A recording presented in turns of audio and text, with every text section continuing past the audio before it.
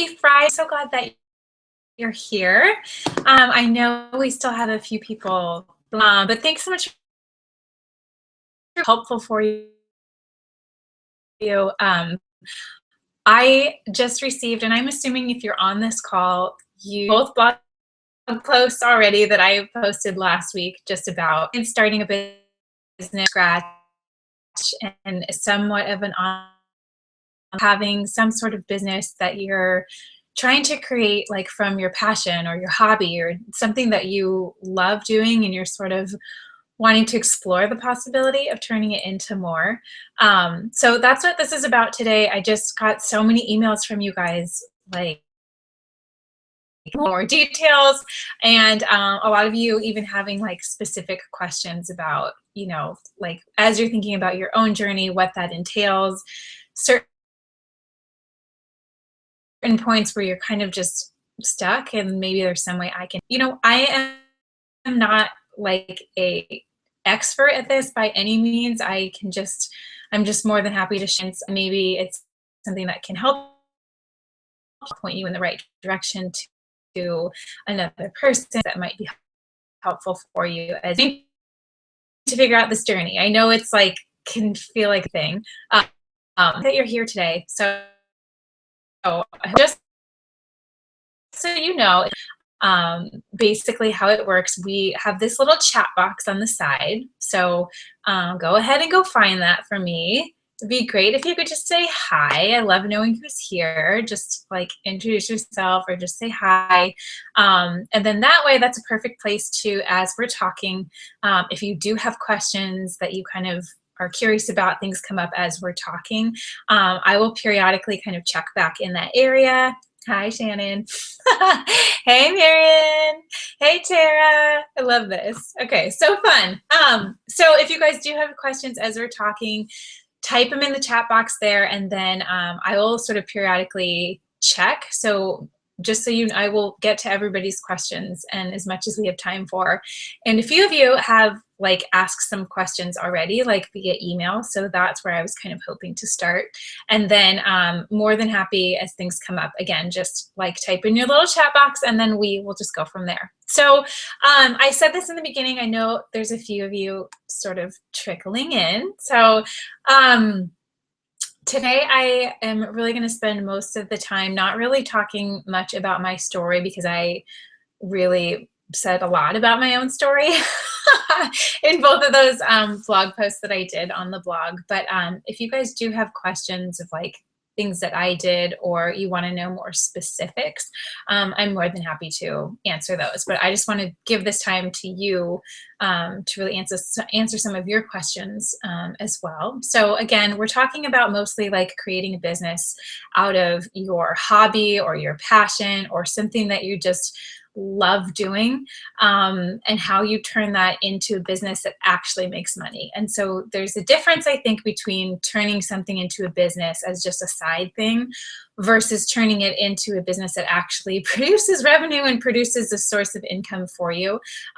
Two are wildly different. And I know a lot of business owners who are looking to get into like an actual retail space, or they want to create a business, but it has nothing to do with the online space. And that's actually not my expertise at all. And so some other people might be helpful for that. So today I'm mostly going to focus on this online piece and how do you grow a business online? How do you grow a following online? How do you start like things with the website? So that's what we're going to focus on today. So if that's not up your alley, feel free to leave. I won't be offended. So we will just jump right into things with a few questions. And I have about like 10 questions or so from you guys. So feel free to chime in with more details. So first question I got was, how did you decide what kind of business to start? So for me, this is a little bit different because I have always loved health. I've always loved food. I've always loved nutrition. Like since I was probably 7, I was like the freak child, like loving to go to the grocery store, and my parents ate pretty healthy. So it was a very like natural progression, a natural passion of mine my whole entire life. Took like different forms, I would say, depending on my age and what phase of life I was in. But ultimately, like I always knew that was the thing I wanted to do.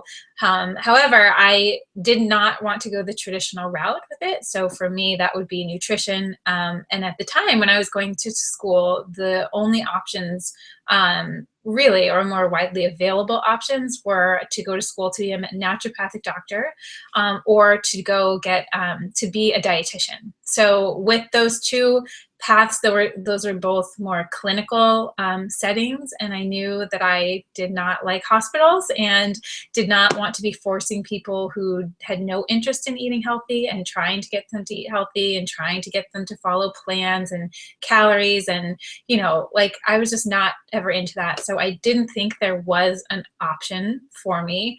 And again, that may be because the field of nutrition and blogging and health is something that's just come into popularity, I would say, in the last, especially 5 years or so. But back then, and when I was in school, it was not a thing. I was always the weird kid, like wanting to be healthy, wanting to eat healthier, really into healthy food.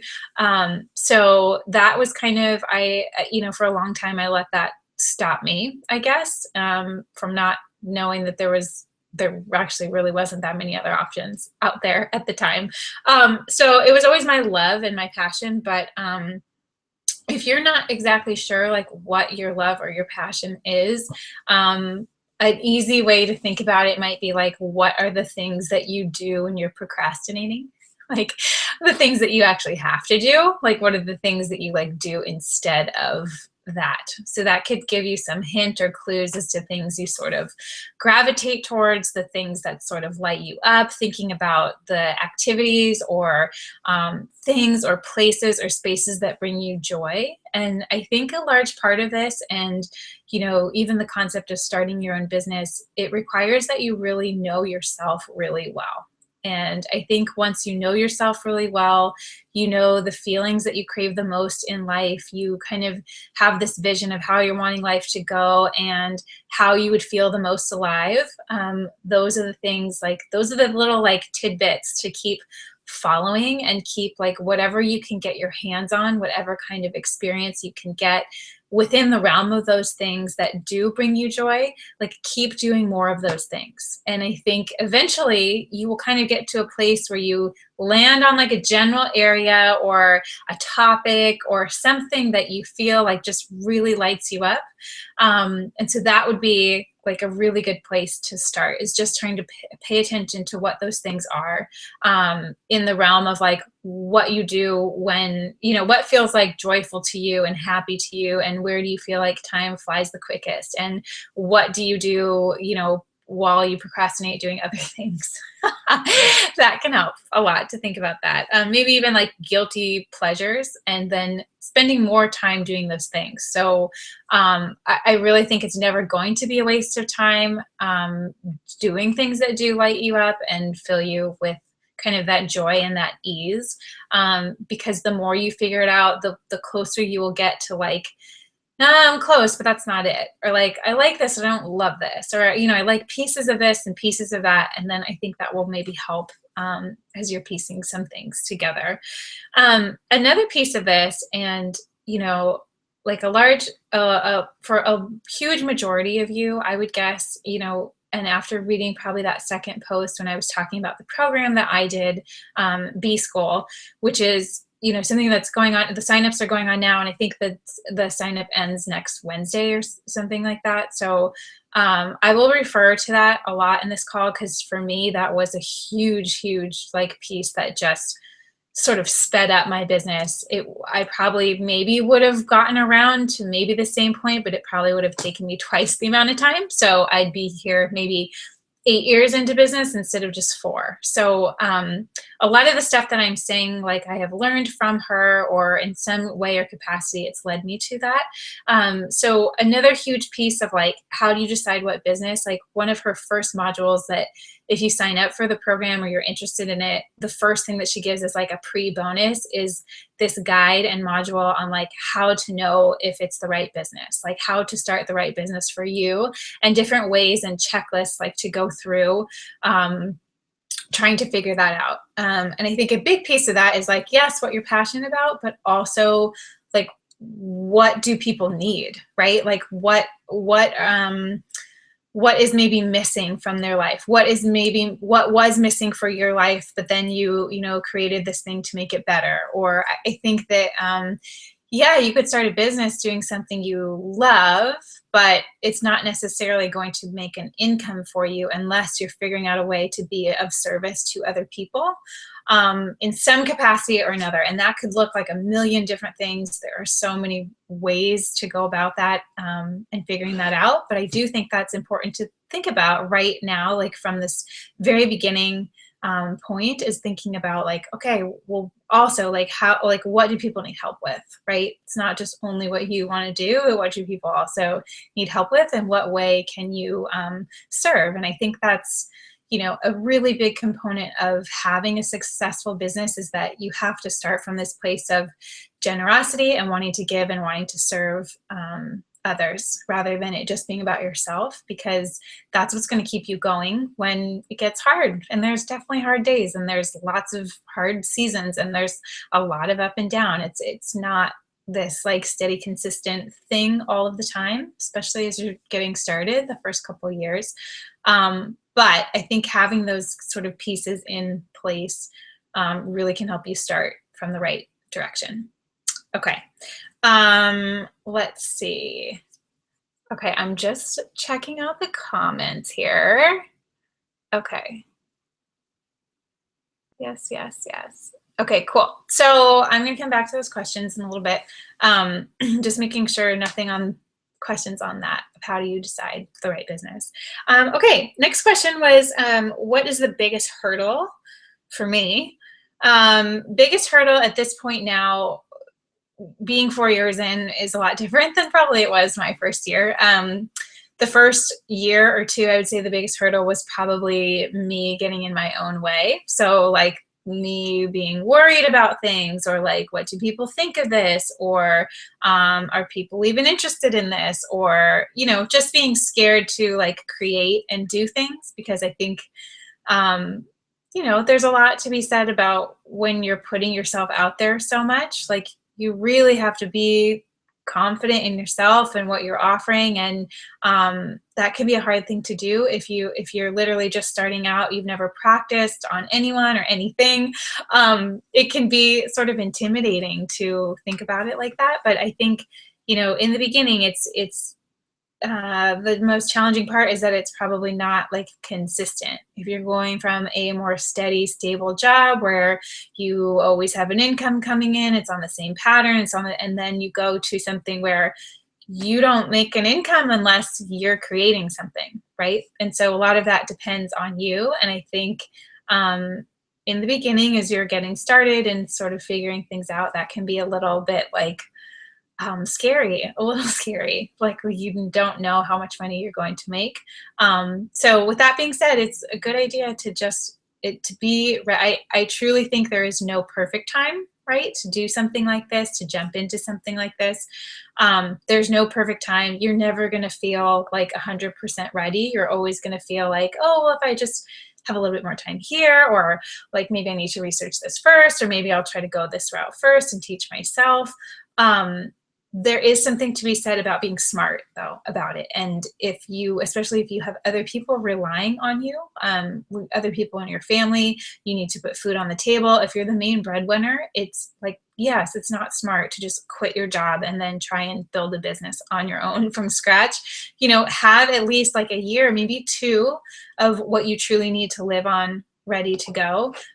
If you're in the position where you don't have other people relying on you and it is yourself, I mean, that was kind of the route that it was for me. And for me, it was, you know, I had some money saved and not a lot, because I was making no money at my previous job, but I got a lot of experience, so that was good. That was something that ended up helping me and like push me a little bit more into, okay, there's no other option. I'm going to make this work. So a lot of that is like a personality trait, where you are in your phase and stage of life. I think that matters too. So yeah, all of those things I think matter. for me right now, 4 years in, probably the thing that I am always challenged with is delegating. So as I continue to grow, that my whole business isn't based just only on my own time, and being able to delegate to my assistant, and you know being able to like trust other people with your own baby and with your own business that you've spent so much time growing. That's probably what I'm still working on that for sure. Okay, next question is, what's the best marketing wise? Facebook, Instagram, website, etc. So there's really no like one that's best, I would say. I think it totally matters what your business is and the people that you are targeting. So you have to sort of think like, where the people that you're trying to target, like where do they hang out? In what space? Is it mostly on email? Is it mostly on Instagram? Is it Facebook? Is it Twitter? Is it, thinking, and then also thinking about what are your skills? Like, which one of those do you enjoy the most? Which one could you commit to and be consistent about? I think that, like, overarching more than like being in every single social media place, being in every different marketing place, like pick the one, maybe two that you can commit to, and be super consistent about those things, and make sure it's something that you enjoy. So if you are more of a like text or word person, maybe Twitter is the better space for you to be in, that you feel comfortable doing, that you really shine in that area. For me, I have always been drawn to the more visually and like well designed things and visual appeal on things and making things look beautiful. So I love photography and food photography. I love pictures, images. So I gravitate towards Instagram and Facebook. So but purely, and it's also where my audience hangs out. That's where I'm able to connect with them. It makes the most sense.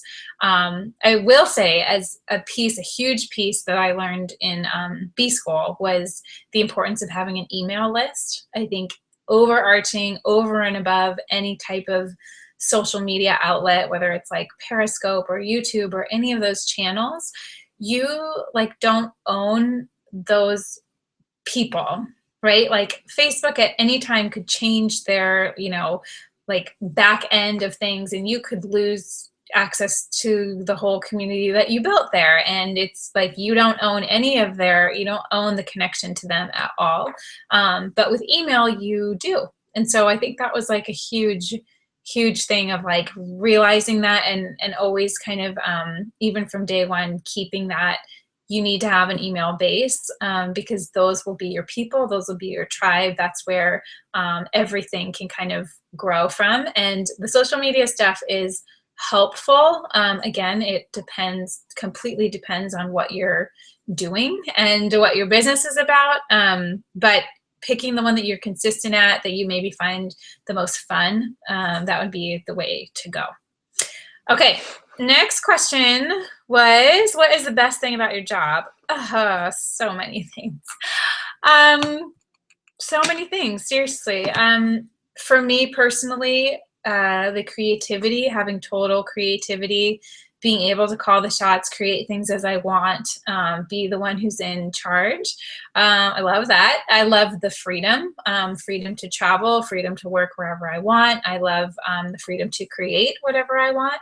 I love the freedom that my business allows to go with all life stages that I will probably have, and being able to morph it and keep growing and keep, adding different pieces to it that makes sense over time. I love that idea that I can make it exactly what I want it to be. So that's always fun. The flexibility of that is amazing, I think. And for me, that's like one of the biggest gifts in my life, the biggest joys in my life, is being able to have and do those things. And I am willing to make the sacrifice of what that means for some other pieces, like consistent income. In the beginning, I didn't really have that. I didn't really, like, you're very dependent upon your creativity, and you're very dependent. You do have to be a little bit like vulnerable and put yourself out there and do scary things all the time. But to me, the one weighing the other, I think that that will always win for me, is being able to have those things. Okay, next question. was how did you begin your presence online? Did you already have one? Like, can you take me back to the day when you first started blogging? Like, what did that look like? She said, like, literally, like, do you use a Mac or PC? Can you like tell me about like what happened when you opened your laptop to the first time to start blogging? Like, how did that go? Slash, what if you're tech illiterate? She's like, maybe that's what I'm trying to say as I go through these things. How did I begin a presence online? So I've been in this field of nutrition and coaching people one-on-one for 10 years about, which is crazy. And I, 7 years ago is when I started my first blog. So that was like way back in the day. There was like not even that, like nobody really blogged. There was like 4 big bloggers and that's it. Now it seems like everybody has a blog. So I started it purely as a way to like share the recipes that I was making with a wider audience that was less annoying than email. So that's really what I would do. I just, would blog as I created different things. My pictures were horrible. Like my website and the blog was nothing to write home about. It was like, I look back on it and I'm like, oh my God, I can't believe that was ever published online.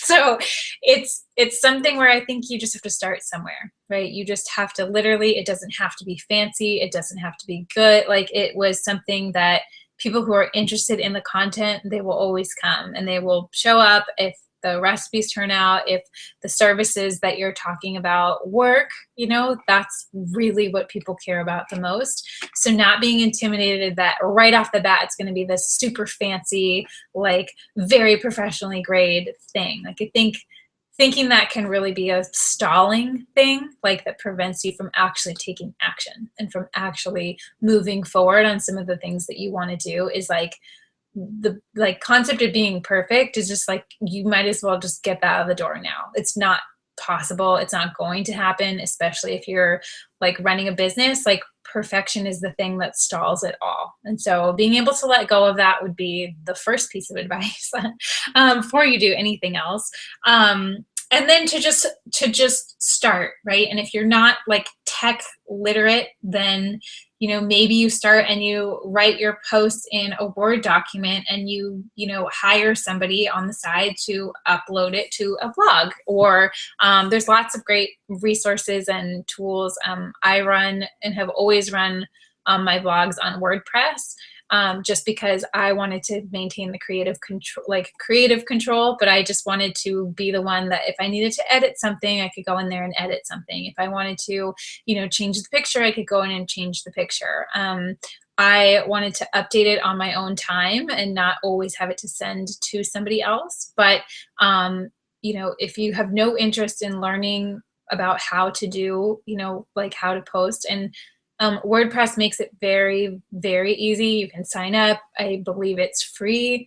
Anybody can start an account and you just say new post, right? And same thing, you learn the button that says insert picture and you can insert in picture, do your post, publish, and keep it as simple as that. And I think you learn a lot along the way and then you can get fancier from there, but like having just the basic thing of not being afraid to try, or like WordPress, or there's so many different places that do blogs and host blogs.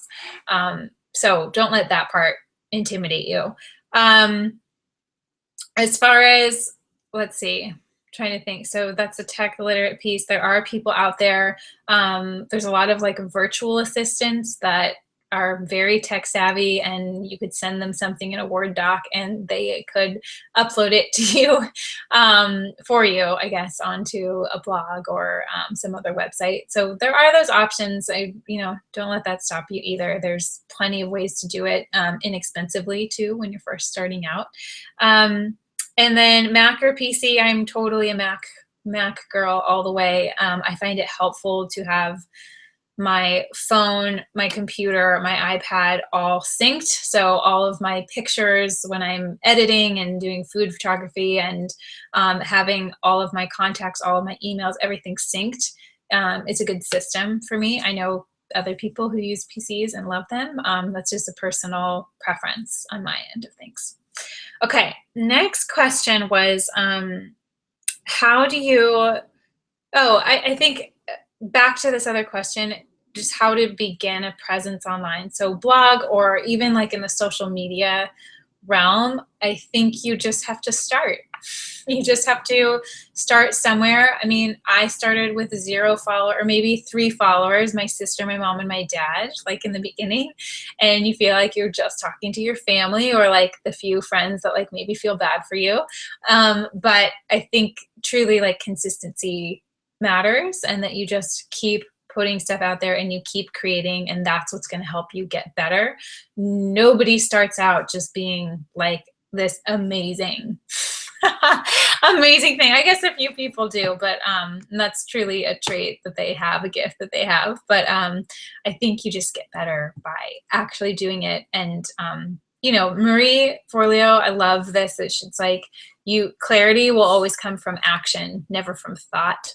So the more you do take actual action and steps, you'll figure things out along the way. People who just sort of sit back and they just like tend to think about things and like over and over and over again and like rethink, and then they go back and then they think, obsessing over things and waiting until things are perfect. Like that's a really tough place to be in, and a really tough place to see progress and to see growth. Again, a lot of that can be like fear-based that just keeps you paralyzed. So truly, can you see a theme? Like that's something you have to let go of if you're wanting to have a business at all, in any capacity, with any topic, anything like that. Okay, water break. Hang on. Okay, you guys are welcome to add in more questions too, if you have any. I know there's some over here. I'm totally gonna get to you guys later, don't worry. There's a few more. Okay, so next question was, how do you build a personal brand that is unique? So a few things on this. She was saying that she's wanting to build a brand, around her and her passions and her loves, but also something like how the separation, I think, between your personal life and your business life, and then just picking like what that brand means. Like how do you turn yourself into like a more visual brand, I guess was her question. So what I would say is thinking about, and wanting it to be unique and be about you. I think that I've seen so many people do this, and it's so sad, but they'll look at people in the space that they want to be in, and then they just literally like copy what they're doing, whether it's like words or phrases, or they copy the same offerings, or they have the same kinds of programs, or they you use the same colors on their website. Like I've seen everything. I had that girl one time that literally wore like the same exact outfit that I had, like, and like a bunch of pictures on my website, and then had a program, it was like one word different or one word off. And it's just, it's a tough thing. So I think truly this comes back to like knowing yourself really well. And then, so if you don't feel like you know yourself well, start paying attention to the things that you love, the things that make you feel alive, the things that bring you joy. That also like has to do with colors, right? Like how do certain colors make you feel? Which ones make you happy? Which ones make you feel joyful? Which ones make you feel strong?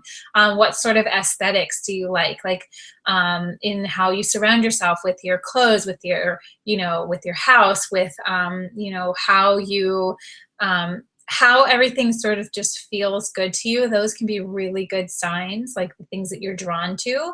Those can be very good signs as to like maybe what your personal brand would maybe start to reflect. So for me, when I was going through my branding process, and I have had 3 websites now. So this is my 3rd like redo of a website, the one that's currently up.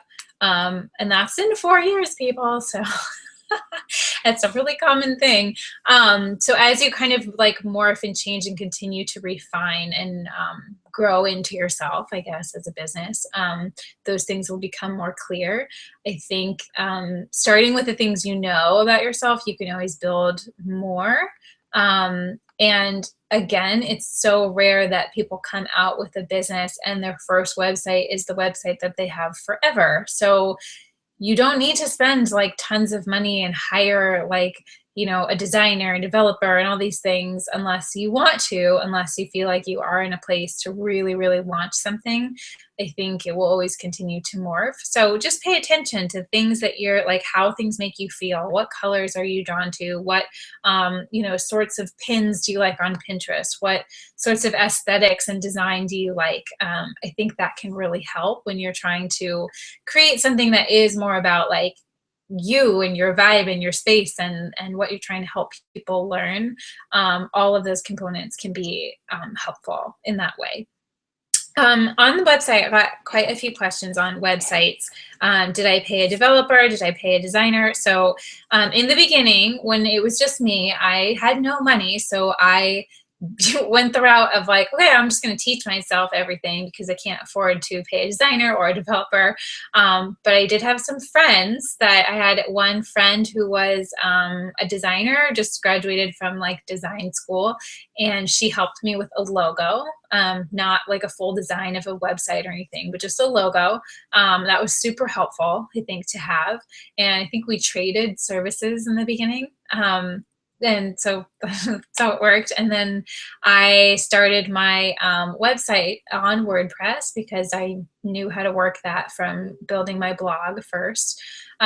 So I kind of knew a little bit about the back end on that. I had a friend who knew some things about developing websites that I remember calling at like 2 in the morning, you know, in the first like a couple weeks after I launched my business, just like crying and just like couldn't figure it out. And I ended up paying him, I think, for like 2 or 3 hours of his time. And he just like went in there, helped me set up like I think they call it a skin or it's some sort of template that you can put over any WordPress site that sort of makes things a little bit more pretty, customizes it. But I was still running the back end, you know, and updating things. And again, that's how I wanted to do it, so that I had the control of editing and being able to make changes when I needed to. So it was not fancy by any means at all, but it worked. It was very simple. And I think between WordPress and also Squarespace, those are two really good resources, just thinking about having a website. It doesn't have to be anything crazy, just, you know, like something that gets the point across, that's clean and crisp and, you know, clear and as professional as you can make it. I think that that's a really good way to start. So now, so I've had I had that first website, I had the first blog, then that turns into the first website. And then from this first website, I have has turned into the website I have now, which is something that I did get help from my friend who is a designer. She's also the same one who helped me with all the design on the cookbook. So she's amazing, and I can send you guys, I'll send you an email after this call with some of these like links and people, just so you have them. But to me, it was worth waiting, I think, for a couple years until I really knew exactly what my brand is, exactly what my voice was, exactly what my mission was. Then it is more worth, I think, investing in design and brand and becoming super professional about what you're doing. For most people, there are ways to start really small. And then when you're able, then you can sort of upgrade from there. Do I maintain it? Yes. So I maintain everything on the back end of my site now. I have one assistant who also helps me with back end like SEO stuff and some of the more tech stuff. But yes, I do it all now. So one more thing in the job category, but I like it. It's generally pretty easy to use. I've had a pretty good experience with it so far. Next question was, did you download any software to make your materials? No, I did not. Really, the only software or subscription stuff that I use is Aweber. So that's when I was first starting out, that was the first sort of contact management system that I used for my email list. And I still use it today in some capacities. And then I also use MailChimp. So that's where my weekly emails come out now. And I believe that when you're first starting out and when your list is really, really small, they charge such a minimal fee. It's like a monthly fee, but it's really small. It might even be free if you're under like a certain amount. And then you pay as you get more people signed up to your list. And then I use the software that you guys are on now. So this is Webinar Jam, one of the video like software webinars that I run programs through and run meetings through. So yeah, my business might be a little bit different than other people's that are a little bit more complicated, but my motto has always been, this is probably no shock to you guys, but it's always been like, keep it simple, right? Like as simple as possible. And then when you're ready, you can take the next step and upgrade, but you don't need all the bells and whistles. You don't need all the super fancy stuff to really like get your business going in the beginning. Okay, next question was which email subscriber list you use. So I just told you, Aweber and MailChimp. And I will send these, I'll send those links out to you guys in the email after this call, just so you have it for those of you that are curious about that. Okay, let's see. So I'm going to get into some of these questions that you guys have so lovely typed. Let's see. So this question says, hey, Sarah, I was wondering what education or training or self-study you did before starting health coaching and what resources you found helpful. So literally I've been in this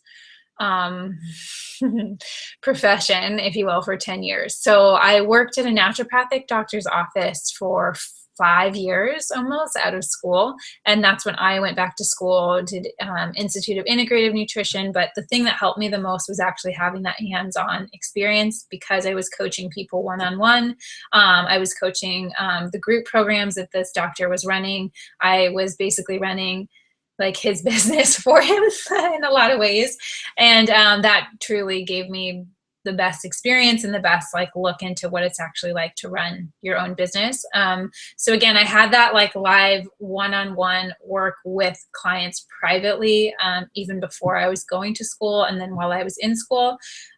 So I get that that's not, you know, always doable for every person, but I think that there is something to be said about like getting as much hands-on experience as you can in any realm. So if like you think cooking is what you might be into, you know, there's so many different ways to go about this whole general thing of like health coaching, but there's so many facets you can get into. If you think it's cooking, like go take lots of cooking classes, right? Like every type of cooking class, every place that you can find, like just do it. You have to get your hours in, I think, to be able to figure out what it is that you love, or in order to like refine it down to something of like, okay, of all the things out there under this general realm, like what is the thing that you want to start with? What is the thing that you kind of want to focus on? So I truly think in whatever way, like I think even as I was going through, I remember like, okay, do I want to do like fitness stuff, or is it more cooking stuff, or is it more one-on-one work, or like what do I really like? What things kind of light me up? I remember going to like, I think I started like doing a Pilates training class. So like, oh, maybe I'll be a Pilates instructor or yoga instructor on the side, and maybe I'll do the fitness and health thing, and got into it and was like, nope, this is not for me. Nope, I don't really like this at all. So that's good. So then you start almost like checking things off the list. And maybe that's a better way to think about it, is like stuff that you can rule out. And then you might get closer to the things that like you do find a little bit more enticing and exciting. Okay, let's see. Okay, Tara has a question. I'm just starting my own health coaching business. I am curious about how you found your first client. So again, this is a little different in my experience, but I already had, I guess, that audience because of the things that I got involved with on my own time and the things that I was like immersing myself with in every aspect in every way. That's how I would meet people. The blog was also huge for me too. So I think again, just like starting, so you have to start somewhere, and you can't expect that, like, oh, if you write your first blog post and then you're going to get like hundreds of comments on that like one post. Like, it takes time. Like, I think that's true with everything in business. Like, you see these stories and you hear these stories about people who have like just made it overnight and like $1 million success and have 6-figure launches and do all these things. Like, reality is like, like, I'm like 4 years in, right? This is not, I'm not like, offering like advice or perspective being 1 year in, because you're just trying to like make it work and you're doing everything and you're like down, like gritty and like really into things. It's not glamorous, right? It does take a lot of hard work, and it takes consistency, I would say, of you continually like creating, putting yourself out there, trying, testing. Again, like, the clarity that you're like seeking will come from action and actually doing things, and not just like thinking about it too much, right? Or like waiting until they're perfect, that kind of thing. Okay. Okay, another question. I was wondering what education or training you had before health coaching, what resources you used to build up your knowledge base. So I think I kind of just answered that. So Christina, if you have any other specifics on that, let me know. I also have a list on my website of like favorite books, like in regards to like business and learning. Some of my favorites, and I can put this in the list for you guys that I send over to your email after this. But one of my favorite books is called The Desire Map by Danielle Laporte. Really good for helping you figure out yourself best, like the things that light you up, how you want to feel, the things that are most important to you. There's a book called, I'm looking on my bookshelf, The $100 Startup is a great book about just how it's a bunch of stories of people who have started businesses with like $100 or less in the bank, and how you sort of grow from a very small investment, like, to then creating and growing things that grow from there without a lot of like capital, no investors, that kind of thing. Okay. Let's see. So Christina, do you suggest doing B-School after you complete, so after she's completing her health coaching? Would it be too much to do them together? Yes, it would probably be too much to do them together. So yeah, you might have to wait until next year for B-School, because she only runs B-School once a year, every March. So I think that might be a lot, unless you're not currently working and that could be considered your job to do both of them. Okay, let's see. So Kaylee has a question. So can you tell us about a few tactics you've used to increase your presence online? Or have you ever had a stale period? What did you do?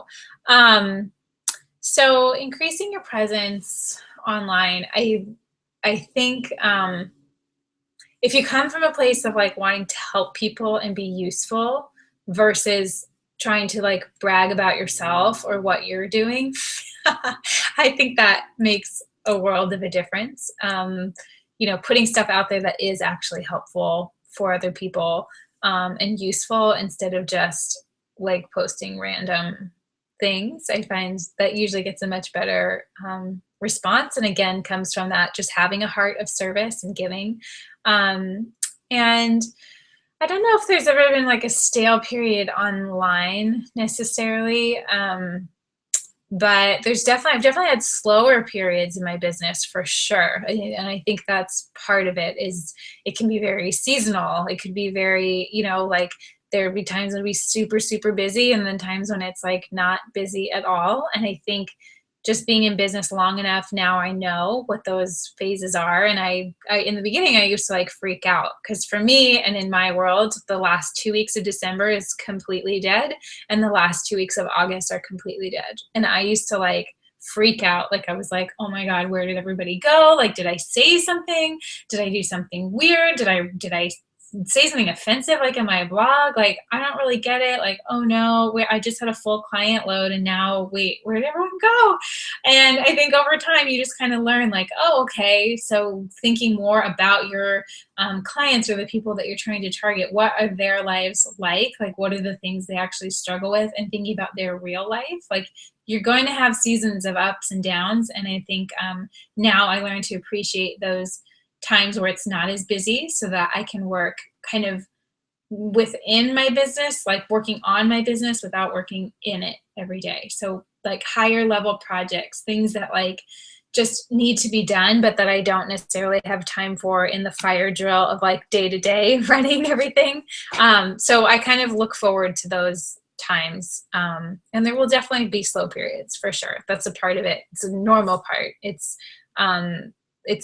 completely, I think, whatever industry you're in, there will always be like ebbs and flows in that way. That's part of the whole thing. Let's see. Okay, so this next question, would you mind sharing your elevator speech? What do you tell people when they ask what you do? This is a funny question because, to be honest, it totally depends who's asking me. If I'm at a cocktail party or if I'm at a social event and I know that the person asking is not really wanting to like get into the detailed depths of things, I will tailor my response to who I am talking to. If it's somebody within the industry, if it's somebody, you know, so it changes. And that's probably against every business advice that you're told, like you should have one elevator speech, but I don't believe in that. I think that it totally matters who you're talking to and the kinds of things that would maybe relate to them. And that is something I think about reading your audience well, right? And that applies to all things in life, not just work, not just like cocktail parties, elevator speeches. Yeah. So I don't know if that helps or not. Okay. Another question was, just curious how you approach self-publishing your book, your investment cost, time, anything else. Yeah, so that was a huge piece. And I actually, it's a long story. Actually, I don't think we have like a lot of time, but to go into it in depth. But I decided to self-publish my book instead of go the route of publishing options purely because I wanted to maintain the creative control. I wanted to pick the recipes. I wanted to have a picture for every recipe. I wanted to know what the look and feel was going to be like because it was a reflection of my brand and marketing for my business, as opposed to just a book that was like coming out. So a lot of people, so there's pluses and minuses for both of those things. So maybe I'll do a future call on just specifically book publishing and how that all works. I'm happy to share that too. But, and the reasons why I chose self-publishing over going with a publisher. So maybe we'll do that another time because I think, yeah, that would be fun to do. Okay, this is kind of a client question. How do you deal with clients who say they're ready for a change but don't take any of your advice because they keep coming up with excuses? I would say just they're not ready. If they say they're ready but then they don't take your advice, I would fire them, you know, in the nicest possible way, of course, but they're not ready. It's a waste of your time. It's a waste of their time too. And probably a piece of that is trying from a psychology perspective of like figuring out what's really going on for them. Are they scared? Like what's going to happen if they are successful at it? Like what other things or factors are they dealing with maybe at home? What's their home life like? What's their work life like? What's their relationships like? Like what you have to look at all of those things to order, you know, to understand really where they're coming from, so that you can be able to help. And I think that's part, again, of like reading your audience, being able to like meet people where they're at instead of having this sort of set program and thing that you do for every single person. It can vary so wildly, I think, person to person, client to client. And so having things in place where you have systems around that. So, you know, you have a certain period of time where they can get a full refund back, and you know, like sort of set yourself up in a good way so that your time is being respected, as well as you're able to help them in the biggest possible way. And if they're not ready yet, then you're not really helping them get where they need to go. So helping them figure out some other routes or places or things they might need to take care of first so that they are ready for your work. Okay.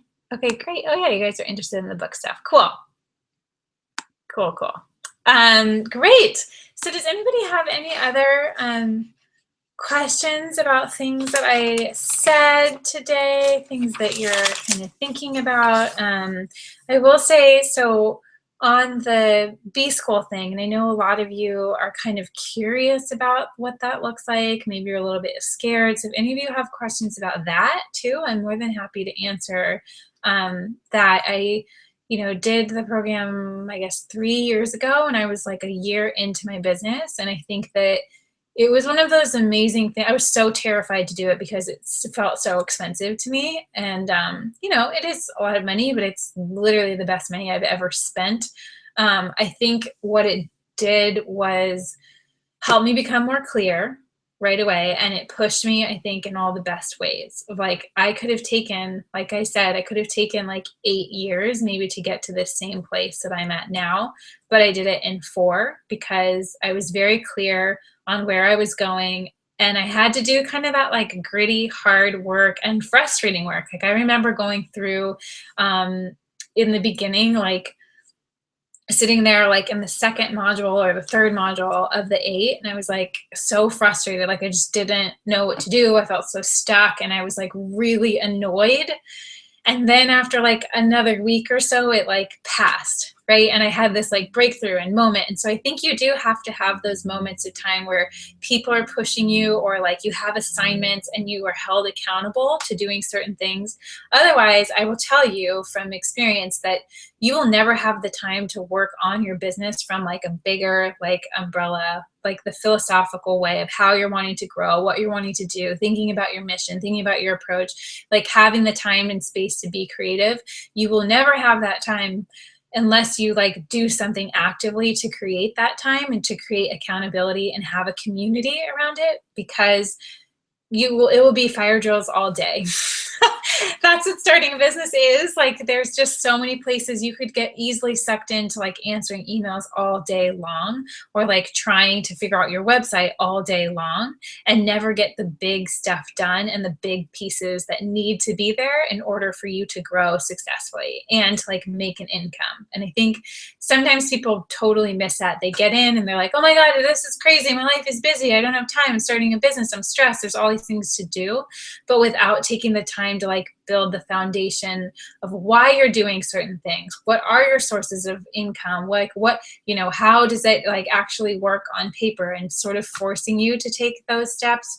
Because when you're starting a business, nobody else is around you to help. It's all on you to do that. And so if you're in the place of you're not really sure, you have this idea, but you're not really like exactly sure if it's the right idea, or maybe you have a couple ideas, I would still say like 100% like do B-School if you're able to do it, because it's just a once a year thing, but you do get lifetime access. So like every year, I think I've done it again, and every year I pick up something totally new, because I don't know, just because of like what you're learning or what you're into, like there's pieces that you're always going to have to like continue to refine, continue to work on. And then at least it gives you a really good framework for like, okay, if you want to launch a new program or a new service or a new thing, you go through the exact same steps as what you would do, and the way that she sort of like teaches and walks you through,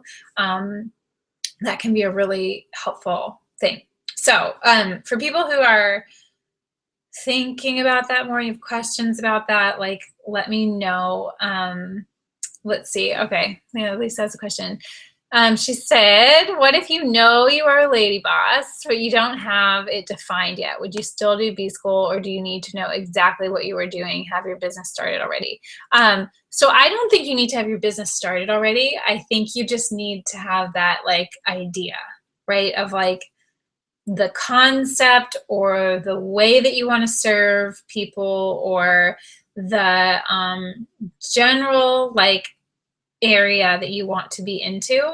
And then, like I said, that first piece that she has, the before you even start the first module, it's like a little bonus, is like starting the right business, to help you just get all your thoughts kind of in line on paper, what you're doing and why. And sometimes it means you have to pick one thing to move forward with, and then you can always, like, maybe you go back and change it later, but at least you pick one thing to go through, like the 8-week module, centering it around. And if you decide to change it, it's much easier to shift and change once you've taken one thing all the way through. Okay, good. We answered your question. So yeah, I mean, you'll never feel like you're 100% ready. I mean, I did have like kind of an idea of my business. I at least knew how I was going to make some money, and I knew the pieces that I knew my strengths, like what I was good at. So I think if you have those two things, it's really, that's all you need. And the time and space to like dedicate to it for 8 weeks, and just kind of throw yourself in there, and don't let fear get in your way, and don't be paralyzed by, like it has to be perfect, it has to do this, I'm doing this big thing. It's always going to be morphing and changing. The important thing is that you start, right? And you give yourself the time and the space to do that. So I have in this, and I can send this to you as well, but people that sign up through me, through my affiliate, my affiliate link, I'm doing a special thing. So like special one-on-one coaching. I'm doing a private Facebook group. I'm just creating like a little posse of women to go through this experience together. If you're wanting to do that, if it sounds up your alley, then let me know, or it's in that like second blog post as well. I can send it in an email, but it's so important, I think, to have community around you and people who have done it before, and a place to ask questions and get support, kind of like we're doing today. So I'm going to do monthly calls with everyone. So once a month for 6 months, doing a private one-on-one strategy session with everybody, getting a full list of like all my favorite resources, my favorite people to work with, everything from like bookkeepers to favorite books and tools and all kinds of stuff. Email support for questions, all of that. And then, of course, a signed cookbook, because that's my biggest, proudest moment, I guess, in the last like a couple years. So that could be signed to anybody. So if you're curious about that, let me know. I'm so pumped. This is the first year that I'm doing this, and I'm just really excited to sort of build that little great community of women, so that as you go through B-School, you can also have like a smaller group place to really talk about stuff and ask questions and get help. I wish I had that for sure when I was going in, but I want to help you guys get there too. Okay, let's see. Okay, Tara had a question. She's already registered for B-School. There might be. Let's email Tara. I don't know if they'll reverse it or add it on. They might be able to. Let's see, Lisa asks, can we get from you what we need and not do B-School? Like just business coaching, I guess? I don't know. I've never thought about it. I don't know. Let's think about it.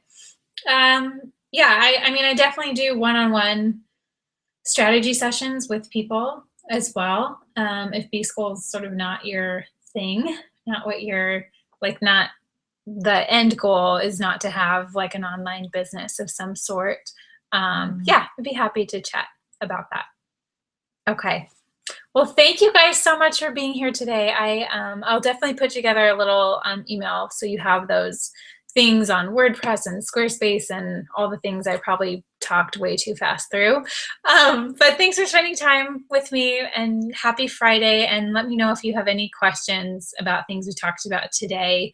or outside of that as well, and happy to get you an answer. So with that, have a great day. Thank you so much for being here. And if you know of anybody else that would like to be a part of this conversation or has some other questions, I'm also going to be doing another call just like this on Monday at 12 p.m. noon Pacific time, 3 o'clock Eastern time this coming Monday. So the links are on my Facebook page. I can send it out to you guys as well. So if you know anybody else that wants to join or is like sort of curious, or you know people that are like thinking about B-School, talking about it, but unsure, want to like know some more details, ask some more questions from somebody who's done it, I am more than happy to do that. Okay, I love you guys. Have a good day. I'll talk to you soon.